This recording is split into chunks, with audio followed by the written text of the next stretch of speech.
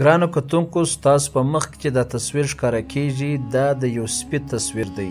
چې د هغه نوم هاچیکو په 1923 کې یو پروفیسر چې په جاپان کې اوسېدی خپلې ډیوټۍ ته په ټرین کې روان و د ټرین په یو ډبه کې د یو کوچنی سپی پیدا کړ دا سپی د ځان سره بوتلی خپل کور ته او د هغه پرورش یې شروع کړ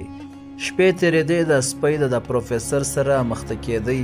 دا رقمه مخته سو چې د پروفیسر چې هره ورځ خپلې ډیوټۍ له په ټرین کې تللی دا سپی به سټیشن ته رالی دا پروفیسر به رخصت کوي او بیا به پر دا سټیشن باندې 10 ګنټې د پروفیسر انتظار کوي 10 ګنټې بعد چې به پروفیسر راورسېدی دوی دوه به بیا سره میلاو سو او بیا به کور خواته ولاړو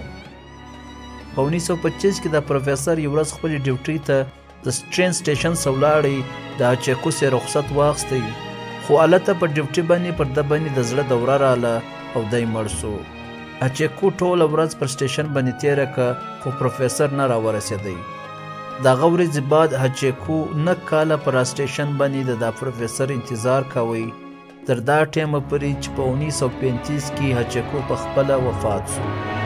د جاپان حکومت هاچیکو د وفادارۍ څخه دومره متاثر سو چې د سټیشن مخ ته د هاچیکو مجسمه جوړه کړه او په 2003 کې د هاچیکو په نامه سره یو بس سرویس هم سٹارټ کړي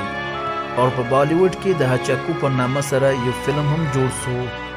هغه د دې لپاره جوړ کړي چې د هاچیکو وفاداري و ټوله دنیا ته معلومه سي او د همیشه لپاره ژوندۍ پاتې سي امید لرم دوستانو چې تاسو ته به دا کیسه خوند درکړي د هغه رقم مزیدار کیسو لپاره زموږ دا چینل سبسکرایب کړئ او دا ویډیو د خپل ملګرو سره ضرور شیر کړئ والسلام